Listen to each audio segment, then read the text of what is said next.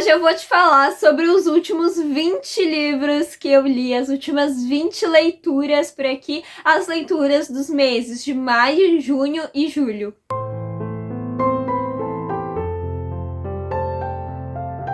Oi, eu sou a Ana Luísa, aqui do Emid Books. Eu espero que esteja tudo lindo aí contigo e se tu é novo nesse canal, se considere muito bem-vindo. Eu li 7 livros em maio, 6 livros em junho e 7 livros em julho. Num total, eu li 20 livros nos últimos 3 meses. E agora eu vou te falar um pouquinho de cada uma dessas leituras. Não vou falar por ordem, eu vou falar do que tem primeiro aqui na pilha. E o primeiro que tá aqui é Édipo, Rei do Sófocles. Essa aqui é uma peça de teatro grego, é uma tragédia. Eu li pra faculdade, eu gostei muito dessa leitura. É um livro curtinho, super rápido de ler. E aqui a gente tem esse protagonista, que é o Édipo. Ele era herdeiro de um reino, mas ele foge de lá por causa de um oráculo que diz uma coisa aí bem ruim sobre o futuro dele, mas eu não vou dizer o que é pra não dar spoiler pra vocês.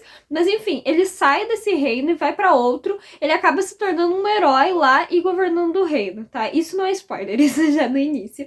Só que esse oráculo acaba de certa forma seguindo ele ali, e a gente vai ver essa questão do que é realmente destino e do que é livre-arbítrio, e se a gente tem realmente livre-arbítrio, né, nas nossas ações. Eu li um livro de poesia, que é Os Móveis Continuam Prisioneiros, do Jefferson Barbosa. Esse livro aqui tá até autografado, inclusive.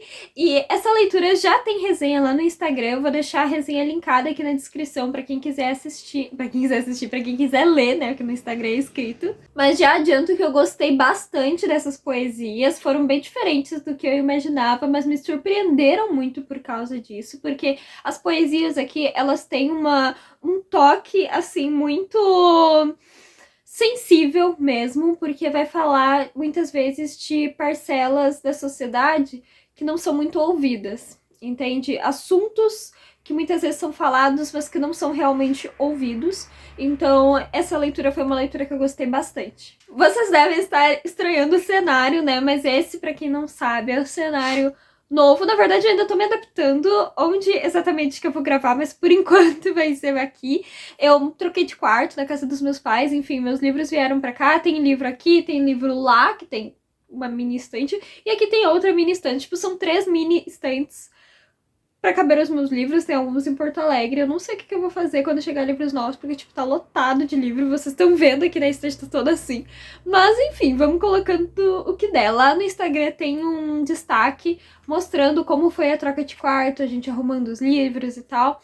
E se tu quiser olhar lá como é que foi por aqui o andamento, o Instagram tá linkado aqui na descrição. Voltando, eu também li nesses últimos 3 meses Os Postais de Onde Vens, do Adson Santos. Esse livro aqui eu gostei, mas eu tava esperando mais.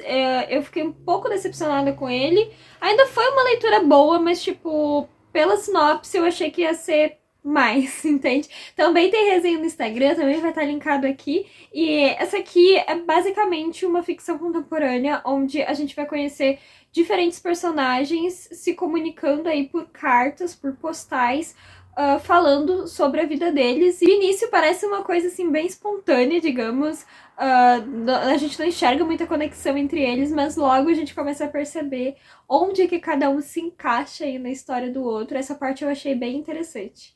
Eu também li, assim, acho que é o maior livro dessa pilha que tem aqui, é Dom Quixote, do Miguel de Cervantes, mas eu li o volume 1 aí nos últimos tempos. Eu tô lendo o volume 2 atualmente, mas cada volume é desse tamanho, gente, é enorme. E esse livro é muito bom, eu gostei muito de ler. Eu quero muito gravar um vídeo sobre os 2 livros, né, o volume 1 e o volume 2, mas eu adorei o Dom Quixote, o personagem em si. Eu gostei muito dele e ele é meio doido, assim, um pouco doido, né, porque ele tá aí, ele lê muito novela de cavalaria, e aí ele decide que ele vai ser um cavaleiro, só que não são mais tempos, não é mais Idade Média, entendeu? Então, todo mundo fica, meu Deus, como assim? E ele acha realmente que ele é um cavaleiro, só que essa loucura dele não é uma loucura totalmente alucinatória, sabe? Ele não tá alucinando. Por exemplo, tem essa cena famosa, que é da ilustração, que é a dos moinhos, em que o Don Quixote, que é esse grandão aqui, ele diz que não são moinhos, que são gigantes, e ele tem que lutar contra os gigantes. E o Sancho, que é o fiel escudeiro dele, né, que era um funcionário dele, ele diz que não, são moinhos, né? Enlouqueceu porque acha que são gigantes. Só que ele diz que ele sabe que a gente olhando são moinhos, mas eles parecem moinhos.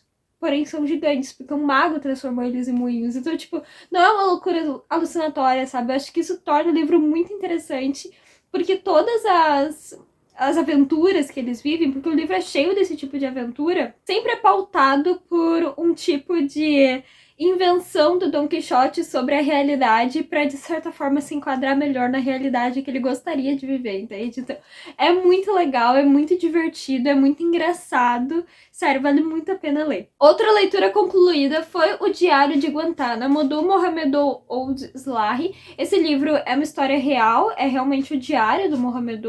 Ele era um homem que ele morou no Canadá durante um período de tempo. Na verdade, ele conheceu vários lugares, porque ele estudou na Alemanha e tal. Ele era praticante da religião islâmica, né? E meio que quando ele tava morando no Canadá, aconteceu o complô do milênio. Meio não, aconteceu o complô do milênio. E aí depois ele voltou para Mauritânia, que era o país dele na África. E daí aconteceu, né, o atentado das Torres Gêmeas e a queda, né, das Torres Gêmeas e tal.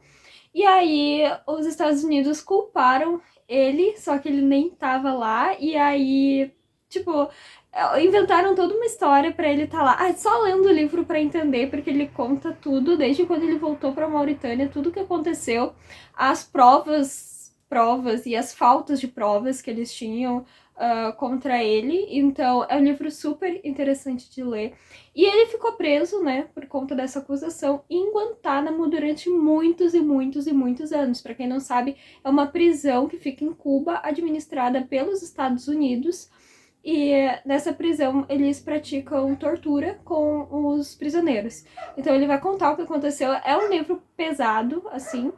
E serve muito pra gente, tipo, criar certa versão dos Estados Unidos, que ainda não tem. Desculpa a Luna latindo no fundo, mas é um livro muito interessante. Conhecer a história desse homem, conhecer também um pouco do seu país ali na Mauritânia, conhecer um pouco mais sobre Guantánamo. É muito interessante e a gente precisa, infelizmente, conhecer as coisas boas e as ruins, né? Pra saber se colocar no mundo. Eu li um livro de uma das minhas autoras preferidas nos últimos 3 meses, que é A Felicidade Clandestina, da Clarice Lispector. Esse livro eu li para um curso de literatura de autoria feminina, mas não é aquele que eu costumo falar para vocês, tá? Esse aqui é um curso de leitura em voz alta, de literatura de autoria feminina, da minha faculdade. Esse curso abriu, eu achei interessante. Eu tinha um livro aqui, que eu recebi de uma inscrita, e eu acabei pegando para ler, e eu gostei muito. A Clarice, ela é sensacional. Os escritos dela são muito, muito sensíveis e me tocam muito de diferentes formas, assim, dependendo dos contos. Vocês vão ver que esse livro, ele tá todinho marcado, porque, sério, ela é sensacional, maravilhosa. Eu tô louca pra ler os outros livros dela que eu tenho aqui. Eu também li um livro que talvez ninguém aí vai conhecer. Às vezes eu leio uns livros que ninguém conhece, né? Faz parte. E é A Vida em Espiral, do Abbas Sinjoni. Uma coisa interessante é que eu fiz um trabalho sobre esse autor na faculdade. Pra quem não sabe, eu faço francês. E esse autor, ele é senegalês, né? Então, no Senegal, a língua oficial atualmente é o francês.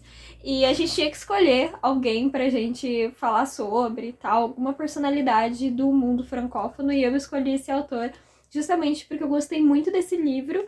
O livro, ele é bem interessante porque aqui se passa no Senegal, né? E se passa em um período do Senegal, eu não lembro exatamente quando, se é na década de 80, 70, alguma coisa assim. Nesse período aqui, teve uma proibição no Senegal do uso de iamba, que pra quem não sabe é maconha, e o que acontece é que aqui a gente tem um grupo de amigos e eles eram usuários, e quando dá essa proibição, fica cada vez mais difícil deles conseguirem, né, o que eles usavam ali, enfim, e eles tinham um fornecedor e o fornecedor acaba sendo pego e, tipo, os fornecedores eram pegos e ninguém mais ouvia falar deles. E isso aconteceu justamente, assim, uma questão um pouco religiosa do lugar, né?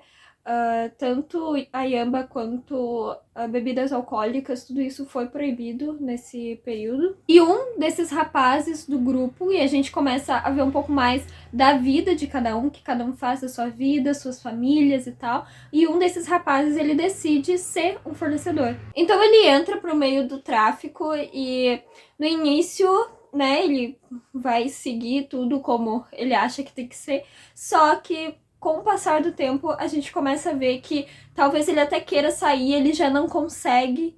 O que que mantém ele naquilo ali, o que que mantém os outros e o que muda na vida deles conforme essa questão do tráfico vai se acentuando na vida deles. Então, realmente, é a vida em espiral, a vida em uma espiral, que é uma espiral, né? Porque assim como o fornecedor anterior tinha o receio de ser pego, agora ele tá vendo quais eram as responsabilidades daquele cara e que tava, né, traficando pra eles, e também o medo de ser pego. Então, assim, é uma espiral que no lugar dele iria ficar outro, iria ficar outro.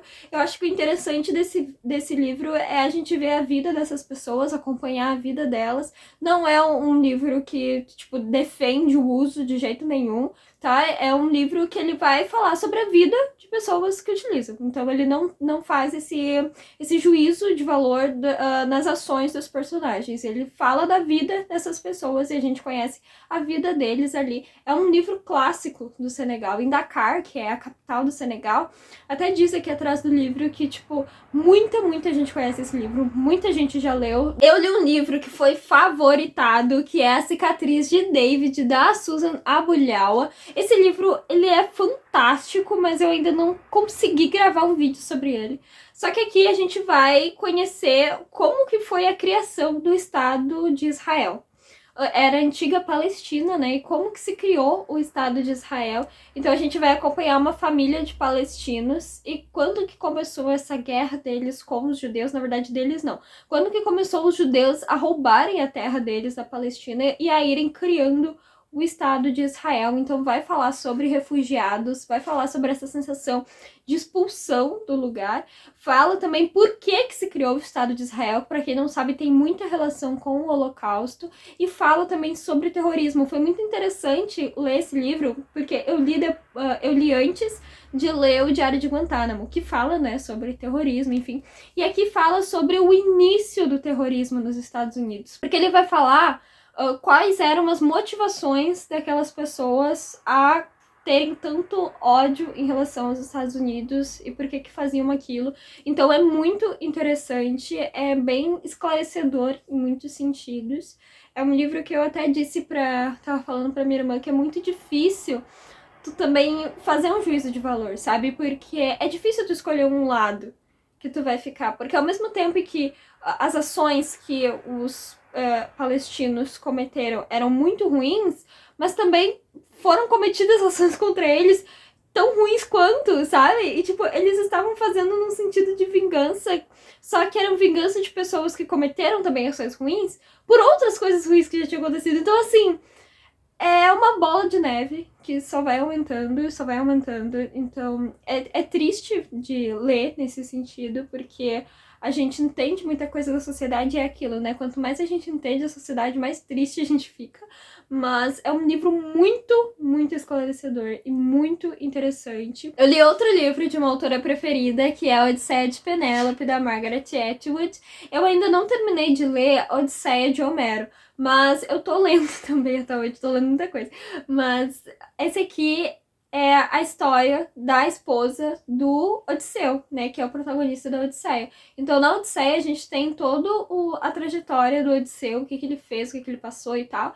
E a gente só sabe que a Penélope, ela é uma mulher que tá lá, né, em Ítaca, esperando Odisseu voltar da sua aventura após Guerra de Troia, enfim.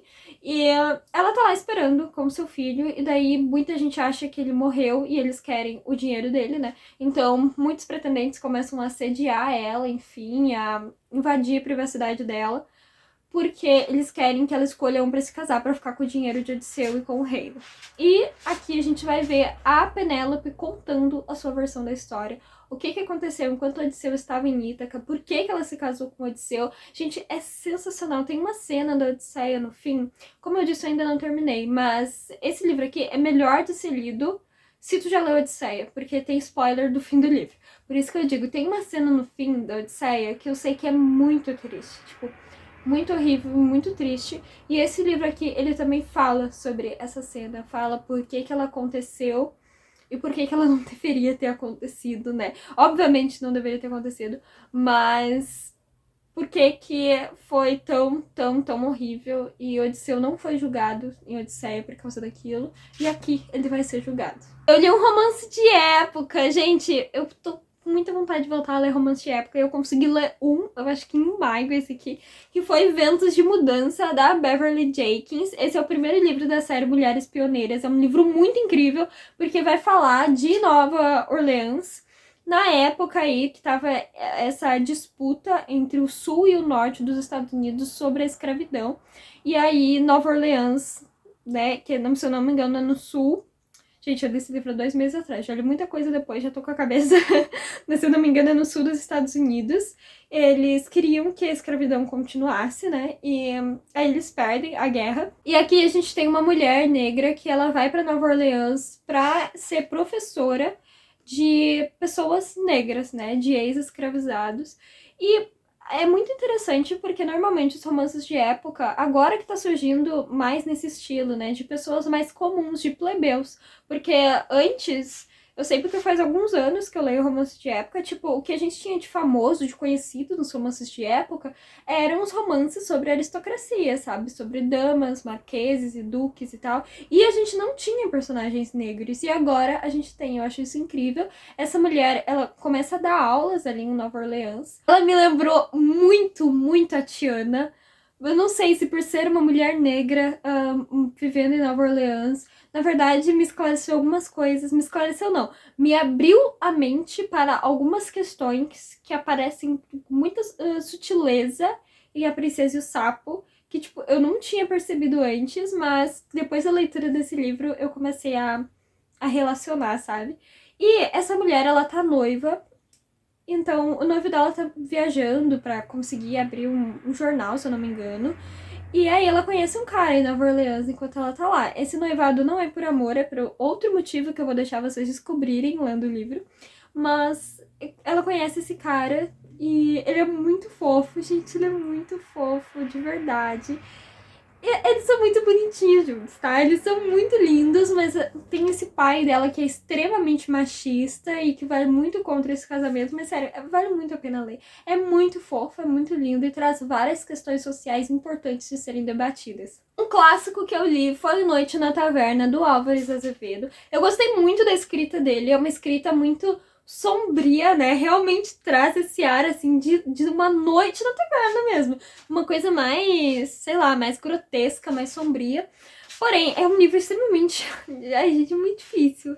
Difícil falar esses livros, porque, tipo, é um livro que traz a violência contra a mulher muito explícita, né? Mas eu sei que tem a época e tudo mais, mas eu não consigo não falar disso. Mas traz violência contra a mulher de forma muito explícita, o que dá muita raiva, né? Porque as pessoas, tipo, falando, sei lá, eu matei tal pessoa, tal mulher, porque ela não quis me beijar.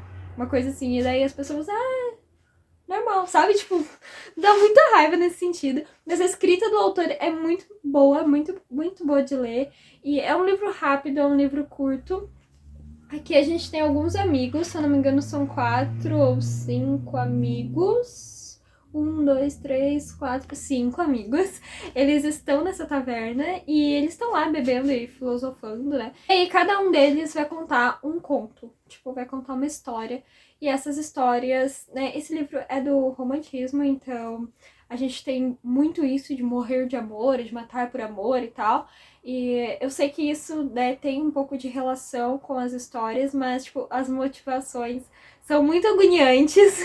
E o final dele, eu já ia esquecer de falar, é bem trágico, é bem chocante. Eu não tava esperando por aquele final. Tipo, eu achei que ia só terminar o último conto e era isso, mas não. O final vem pra, assim, socorro. É grotesco mesmo. Eu li um livro que vocês vão surtar por eu ter lido, porque eu finalmente li, que é Os Sete Maridos de Evelyn Hugo, da Taylor Jenkins Reid. Eu li pro grupo de pesquisa que eu participo. E, gente, o livro é muito bom, realmente é muito bom. Eu não favoritei, tá? Não me julguem. Mas é muito bom, é muito interessante conhecer a história da Evelyn. Porque aqui, ó, a Evelyn, eu acho que todo mundo já conhece, né? Então vou dar um contexto bem geral. Ela é uma atriz e... Assim, ela é uma atriz, já tá aí com seus 80 e poucos anos. E ela chama uma jornalista pra escrever a história dela. Tem outras coisas aí, até essa jornalista ir escrever a história dela, porque fala um pouco sobre a vida dessa jornalista também. Mas ela vai escrever a história da Evelyn. E daí a Evelyn começa a contar sobre a vida dela.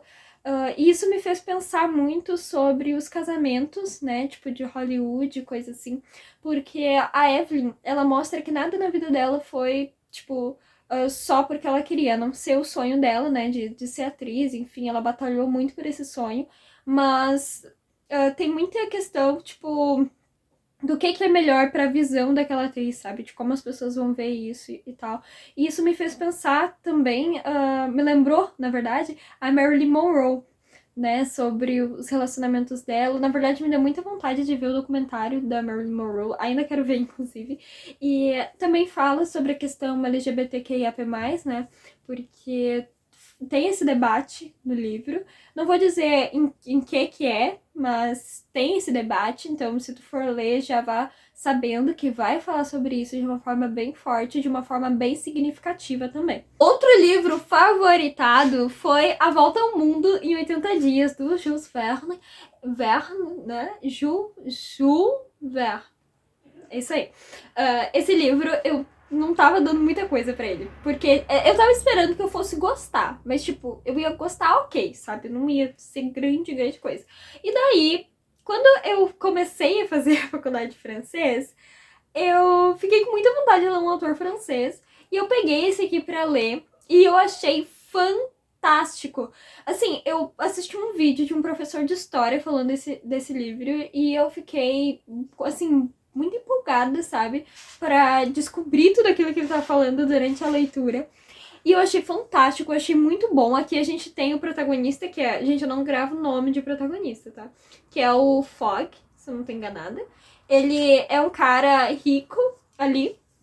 E aí acontece um assalto de banco e ele tá conversando com os amigos dele. Aconteceu ali na cidade deles, tá? Aconteceu um assalto de banco e tal. A pessoa roubou muito dinheiro do banco. E aí ele tá ali conversando com os amigos dele e ele aposta com eles que ele consegue dar a volta ao mundo em 80 dias. Só que vocês imaginam, tipo, hoje em dia é muito simples dar a volta ao mundo em 80 dias. Avião, né? Só que nesse tempo não tinha avião. Era, tipo, elefantes, entende? Tipo, barcos, coisa assim. Na verdade, barcos, trens e tal. Então, era muito mais demorado pra dar a volta ao mundo. E ele apostou que ele daria em 80 dias. E tanto que tem essa parte famosa que é um diálogo, né? Uma pessoa falando, a volta ao mundo em 80 dias? Sim, quando? Imediatamente. Isso é loucura, tipo, todo mundo ficou, como assim, né? Era um cara muito certinho, um cara que, tipo, não mudava a rotina dele pra nada, e aí, de repente, ele resolve fazer isso. Ele contrata o Passepartout, que é o...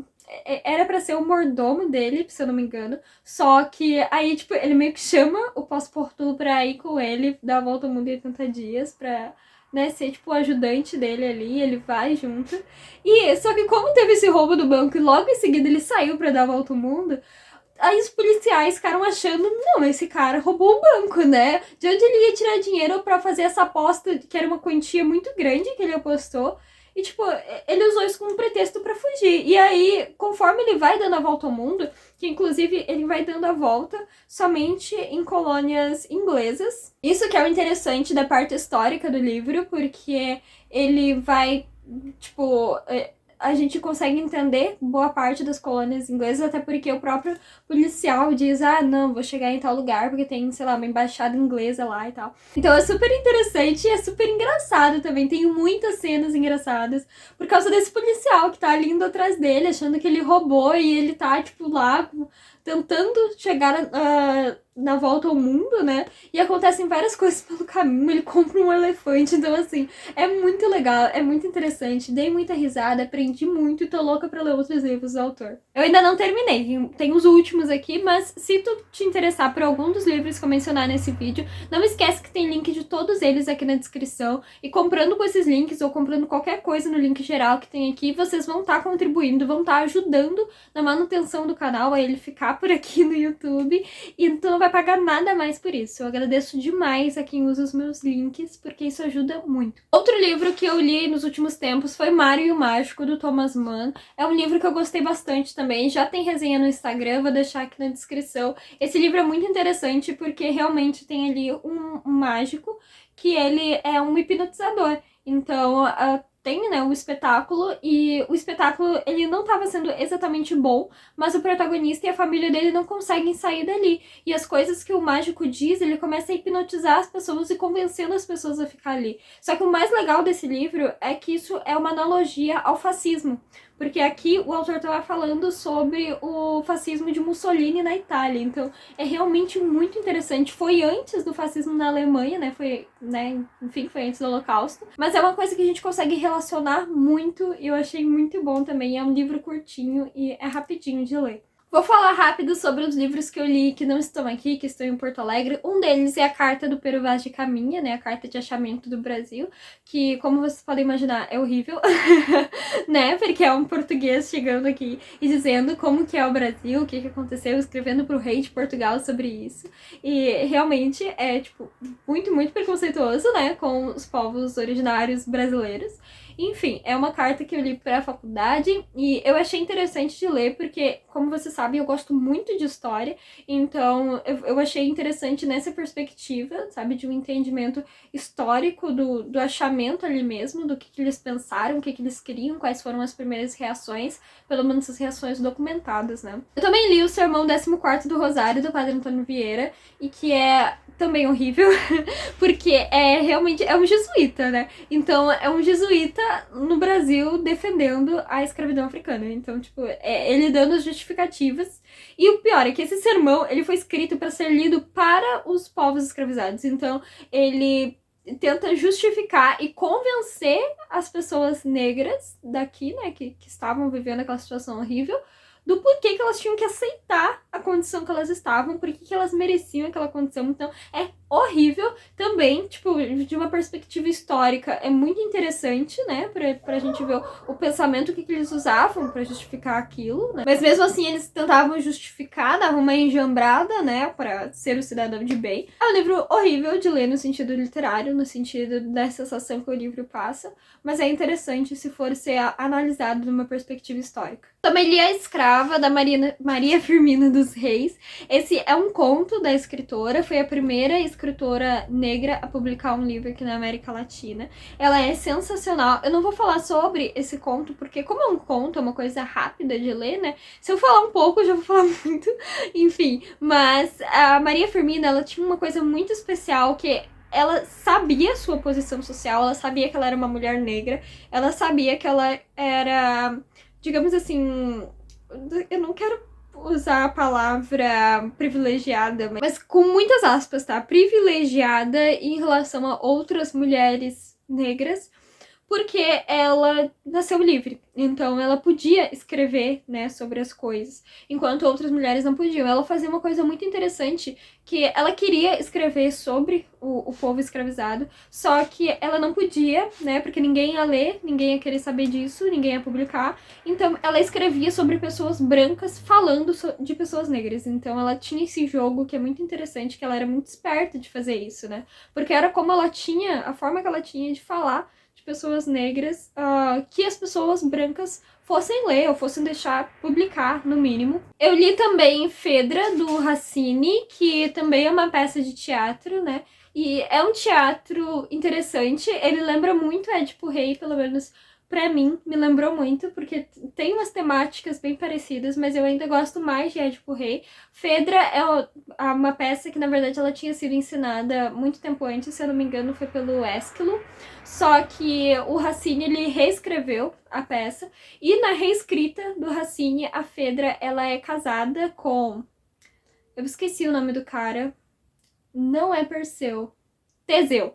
Ela é casada com o Teseu, e ela tem um enteado, né, que é o filho do Teseu, que é o Hipólito. E aí o Teseu, ele sai pra viajar, assim, e fica a Fedra, o Hipólito e o filho da Fedra ali no castelo. Só que a Fedra, ela tem um segredo. Ela é apaixonada pelo Hipólito e ela não pode contar esse segredo pra ninguém, né, porque... né, enfim, é o enteado dela. E aí todo mundo pensa que o Teseu morreu nessa guerra, porque ele nunca mais voltou, e naquele tempo, né, não tinha como estar comunicando com as pessoas enquanto estava em outro lugar. E todo mundo acha que ele morreu, então ela começa a pensar sobre, talvez, contar a sua questão pro Hipólito. Só que esse pensar sobre já nos leva para outro âmbito da história, um âmbito muito... que a gente consegue sentir aquela tensão dela, se eu conto ou se eu não conto, sabe? E o final é uma tragédia, né? Então, no final, tem um final trágico. E é muito interessante, gente. Vale a pena. Eu tô adorando ler peças de teatro, assim. Eu tô achando super interessante. Também li Arlindo, da Ilustra Lu, que é um quadrinho maravilhoso, é um quadrinho super fofo. Aqui a gente conhece o Arlindo. Ele é de uma cidade muito pucurruchinha. E ele tem, né, um problema familiar, porque ele é homossexual e a família dele é muito conservadora. Então, ali na cidade, que é um Curruchinha, todo mundo faz piada com ele, chama ele de uma coisa ou de outra, né? A gente sabe como que é a nossa sociedade, infelizmente. E na família dele, ele tem uma tia que também é homossexual, só que essa tia, tipo, ela foi embora justamente por tudo que ela sofria ali. Só que ele ainda não tem a oportunidade de ir embora. Então ele tem que lidar com isso. E daí conta a vida dele na escola, os amigos dele, o que ele passava em casa, né, com um pai, principalmente, que era muito conservador. A avó dele, que é super querida, que aceita super ele. Ela sabe o que as pessoas falam, mas ela, tipo, super aceita. Eu achei ela maravilhosa. Enfim, é um quadrinho bem tocante, tem um final de, assim, enche o coração de amor, sabe? É muito fofo. Apesar de ter uns momentos tensos por causa, né, da situação do Arlindo, mas é muito fofo, vale a pena a leitura. E eu também li Memórias de um Sargento de Milícias, do Manuel Antônio... Gente, Manuel Antônio de Almeida? Eu acho que é, Manuel Antônio de Almeida. Se eu estiver errada, releve, então eu não tô com o livro aqui no momento. Mas eu li esse livro também pra faculdade, eu gostei bastante, é um romance malandro, né? E eu descobri que eu gosto muito de romances malandros, tipo, eu não sei, eu gosto de analisar esse tipo de personagem.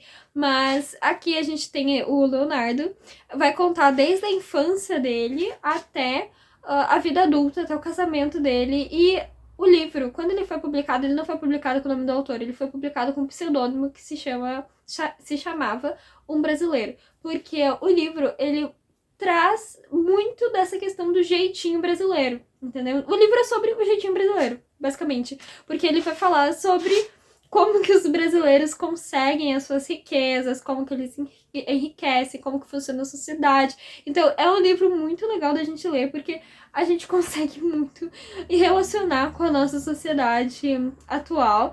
E é legal o autor naquela época, porque ele publicou esse livro antes do Machado começar a publicar. Então, tipo, faz muito tempo. Eu não sei o ano certo, mas faz muito tempo. E imagina naquela época ele publicando um livro, né, mostrando que a sociedade é corrupta, que a sociedade é mentirosa. Tipo, ele já veio com uma questão quase naturalista ali, sabe? Mas ainda não é naturalismo, mas já veio uma questão naturalista. É até difícil de classificar ele em alguma escola literária, porque tem essa questão do naturalismo, mas ao mesmo tempo não é. Mas também, eu não sei se é exatamente romantismo, é um romance malandro. Sabe? É isso. Eu vou deixar na última tela, aqui a amarelinha do fim, a playlist com os vídeos de leituras do mês, pra quem quiser assistir. Eu espero que você tenha gostado desse vídeo. Não esqueça de comentar aqui embaixo quais livros tu leu nos últimos meses, que eu adoro conversar com vocês por aqui. Um beijo enorme no teu coração e até o próximo vídeo.